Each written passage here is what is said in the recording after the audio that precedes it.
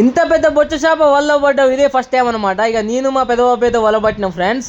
ఇక చూడండి ఇదైతే 3 కేజీల దాకా అయితే ఉందన్నమాట. మాకైతే ఇదే ఫస్ట్ టైం ఫ్రెండ్స్. ఇంతవరకు అయితే ఇప్పుడు బొచ్చ చేపలు అయితే వల్లేవన్నమాట. ఇక పొద్దుపోతుంటే నిమ్మకాయ నీళ్ళు తాగైతే చేపల చెరలో పడతాలంటే పోయినామన్నమాట.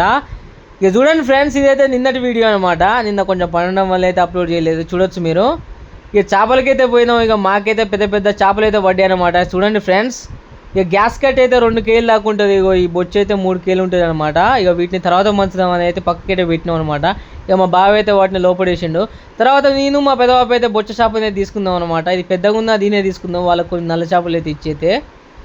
చూడొచ్చు ఫ్రెండ్స్, ఇక అన్నైతే చిన్నపాటి గొడవ అయితే అయిందనమాట చేపల కాడనైతే. ఇక చూడొచ్చు, ఇక మావాడైతే పేగులు తీసి అయితే నాకు ఇచ్చిండనమాట. వీటిని తర్వాత ఎంపుకుందామని అయితే.